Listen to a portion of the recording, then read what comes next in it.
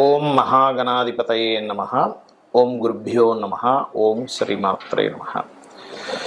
మనం ఈరోజు శని గురువులు ట్రాన్సిట్లో గోచారంలో ఒకే రాశి మీద పడ్డప్పుడు 12 లగ్నాల వారికి ఎటువంటి ఫలితాలు జరుగుతాయి. శని గురువులు ఒకవైపు మనకి డబుల్ ట్రాన్సిట్ కలిగించడం వల్ల మంచి శుభకరమైనటువంటి ఫ్రూట్ఫుల్స్ జరుగుతుంది, ఎటువంటి సందేహం లేదు. అలాగే కుజకేతువు కూడా కలిసి ఉంటున్నారు. మనకి ఈ రెండింటిని గమనించుకోవాలి. సో లగ్నం తెలిసిన వారు లగ్నం నుంచి చూసుకోండి, లగ్నం తెలియని వారికి రాశి నుంచి చూసుకోండి, అది సెకండరీ ఆప్షన్. సో ఈ విషయాలు చెప్తుంది నేనైనప్పటికీ కూడా చెప్పిస్తుంది సాక్షాత్ లలిత అమ్మవారికి భావిస్తూ ఒక్కొక్క లగ్నం గురించి మనం తెలుసుకుందాం. కన్యా లగ్నము, కన్యా రాశి. మీకు ఈ డబుల్ ట్రాన్సిట్ అనేది చతుర్థ భావాన్ని యాక్టివ్ చేస్తుంది. అంటే ఎప్పటి నుంచో గృహం కొనుక్కోవాలి, లేదా వాహనం కొనుక్కోవాలి, గృహం కట్టుకోవాలి, లేదా గతంలో కొంతమంది చూడండి కొన్ని స్లాబ్స్ వేసేస్తారు. 2 స్లాబ్ వేసిన తర్వాత వాళ్ళకి డబ్బులు ఆగిపోతాయి, రావాల్సిన డబ్బులు ఆగిపోతుంది. దానివల్ల నిర్మాణం ఆగిపోయినవి కూడా ఇక్కడ నుంచి కాస్త ముందుకు కదులుతాయి, గుర్తుపెట్టుకోండి. అలాగే విద్యా సంబంధించిన విషయంలో బాగా కలిసి రావడము ఉంది చెప్పాలంటే. అదేవిధంగా ఇక్కడ ఈ డబుల్ ట్రాన్సిట్ అనేటువంటిది గతంలో మీ మీద పడినటువంటి నిందను కూడా తొలగిస్తుంది. కన్యాలగ్నం వారికి, కన్యాలగ్నం లేదా కన్యారాశి నింద ఖచ్చితంగా తొలగుతుంది. మరియు మరొక విషయం ఏంటంటే ఇక్కడ గమనించుకున్నట్లయితే ఈ 4వ స్థానం ఏదైతే ఉందో ఇది కొత్తగా ఏదైనా కోర్సెస్ నేర్చుకోవడానికి కూడా మీకు తోడ్పడుతుంది. చాలాసార్లు మనం ఎన్నో కోర్సెస్ నేర్చుకుంటాం కానీ వాటి వల్ల ఉపయోగాలు ఉండవు. కానీ ఇప్పుడు మీరు నేర్చుకునేటువంటి కోర్సు వల్ల 100% ఉపయోగం ఉండి తీరుతుంది. కాకపోతే మనం ఎంతసేపు ఒక ట్రాన్సిట్ జరుగుతున్నప్పుడు ఇంకొక వైపు ఏమిటి అనేది కూడా చూడాలంటే కాయిన్కి అదర్ సైడ్ అంటూ ఉంటాం. డబుల్ ట్రాన్సిట్ ఖచ్చితంగా 12వ స్థానం మీద ఉంది. అంటే డబుల్ ట్రాన్సిట్ 4వ స్థానం మీద ఎలా ఉందో డబుల్ ట్రాన్సిట్ యొక్క నెగటివ్ ఇంపాక్ట్ కానివ్వండి, అండ్ కుజకేతువులు అక్కడ ఉండడం కానివ్వండి. ఎందుకంటే డబుల్ ట్రాన్సిట్ మనకి ఇక్కడ పడుతుంటే దానికి కోనస్థానంలో కుజకేతువులు ఉన్నారు. కాబట్టి ఇన్వెస్ట్మెంట్ చేసేటప్పుడు లేదా విదేశాలకు వెళ్ళే విషయంలో కొంతమంది చూడండి విదేశాలకు వెళ్తూ ఉంటారు. అలా విదేశాలకు వెళ్ళేటువంటి అంశాల్లోని, ఇన్వెస్ట్మెంట్ చేసేటువంటి అంశాల్లోని కాస్త జాగ్రత్తగా ఉండండి. అలాగే ఏదైనా సేవ చేయడం, ఆలయాలకు వెళ్ళి సుబ్రహ్మణ్యేశ్వర స్వామి ఆలయం లేకపోతే గణపతి ఆలయానికి వెళ్ళి అక్కడ మీరు ఏదైనా సేవ చేయడం చేయండి.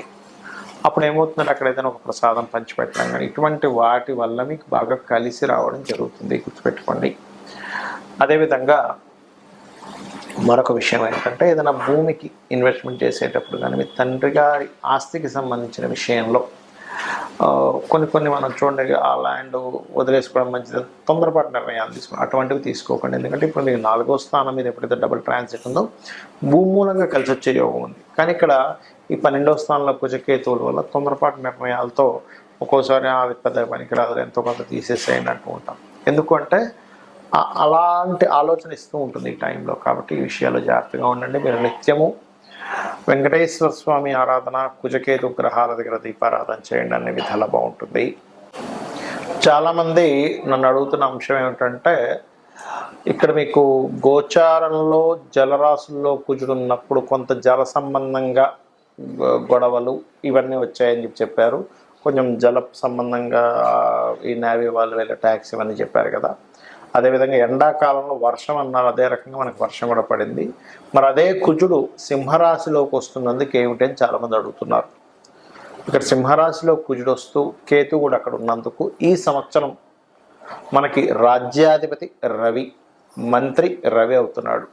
కాబట్టి ఈ రవి రాశుల్లోకి ఎప్పుడైతే అగ్నికి సంబంధించిన గ్రహం, ఒక విస్ఫోటం జరగడానికి కారకుడైనటువంటి గ్రహం ఎప్పుడైతే వస్తున్నాడో ఒక దేశం మీద మరొక దేశం విరుచుకుపడి పెద్ద పెద్ద బాంబులు వేయడం కూడా జరుగుతుంది.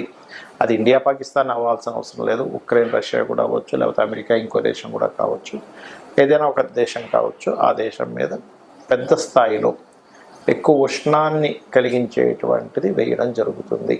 అదొకటే కాకుండా ఈ పిశాచ యోగం ఉన్నప్పుడు పర్టికులర్గా రాబోయే 2 months కూడా మన ఇండియాలోని కానీ వేరే దేశాల్లో కానీ కాస్త పుణ్యక్షేత్రాలు దేవతా ఆలయాల మీద కూడా ఈ అటాక్స్ జరగనున్నాయి కాబట్టి కాస్త జాగ్రత్తగా ఉండాలి. కొంత స్లీపర్ సెల్స్ వల్ల ఇబ్బందులు ఇటువంటివి జరగనున్నాయి కాబట్టి ఈ యొక్క అంశంలో చాలా జాగ్రత్తగా ఉండండి. అయితే ఇక్కడ ఎవరి జన్మజాత చక్రంలో అయినా గుర్తుపెట్టుకోండి, వాళ్ళ పర్సనల్ చార్ట్లో ఇప్పటివరకు మనం ఏదైతే డబుల్ ట్రాన్సిట్ గురించి చెప్పుకున్నామో వాళ్ళ పర్సనల్ చార్ట్లో కనుక కొంతమంది చూడండి ఇప్పుడు నాకు ధనం వస్తుందా లేదా అనుకుంటూ ఉంటారు. వాళ్ళకి పర్సనల్ చార్ట్లో ధనభావం మీద ఈ డబుల్ ట్రాన్సిట్ వచ్చింది అనుకోండి, డబ్బులు ఖచ్చితంగా వస్తాయి. లేదంటే ఒక కాంట్రాక్ట్ అవ్వాలనుకుంటున్నాము, వాళ్ళ పర్సనల్ చార్ట్లో 3వ భావం మీద కనెక్ట్ అయింది, అప్పుడు ఒక మాట్లాడుకొని అది కాంట్రాక్ట్ రావడానికి అనుకూలిస్తుంది. మరి కొంతమందికి ఏమంటే నేను ఒక గృహం కొనుక్కుందాం అనుకుంటున్నాను, అనుకూలిస్తుందా లేదా అనుకుని ఒకటి గుర్తుపెట్టుకోండి, ఎప్పుడు కూడా గృహం కొనుగోలు చేసేటప్పుడు మీకు 4వ భావానికి సంబంధించిన మహాదశ అంతర్దశలు అనుకూలించాలి. ఈ డబుల్ ట్రాన్సిట్ 4వ భావంలోకి రావాలి. దాంతోపాటు మీరు ఏదైతే గృహం కానీ స్థలం కానీ కొనుగోలు చేసేటప్పుడు ఆ దిశ అంటే ఒక్కొక్క పేరు గల వాళ్ళకి ఒక్కొక్క దిశ పనికి వస్తుందని చెప్పారు శాస్త్రంలో. ఎక్కడా కూడా తూర్పు ఉత్తరం మాత్రమే మంచివి, దక్షిణం పడమర మంచిది కాదని ఎక్కడా చెప్పలేదు.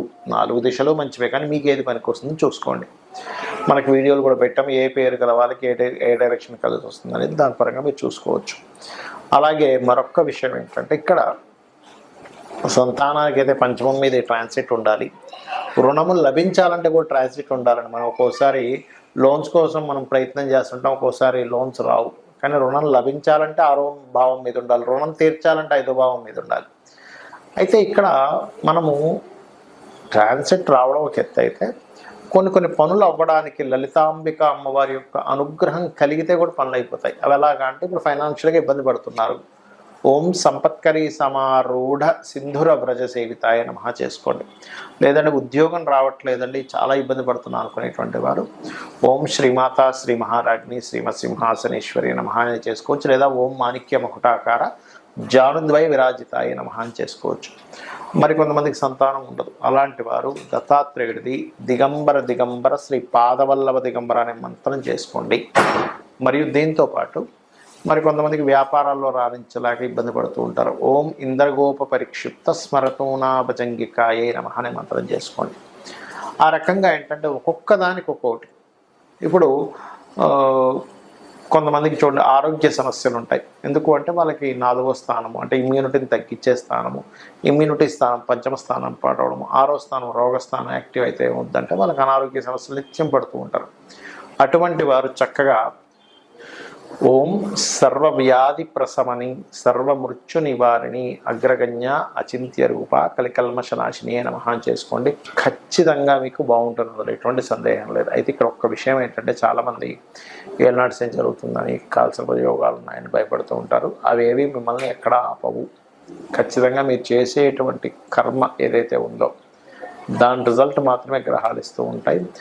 దానికి మీరు అమ్మవారి పాదాలను ఆశ్రయించినట్లయితే 100% మీరు అనుకున్నది అనుకున్నట్టుగా అమ్మవారు కలిగిస్తుంది మీకు. శ్రీమాత్రే నమః.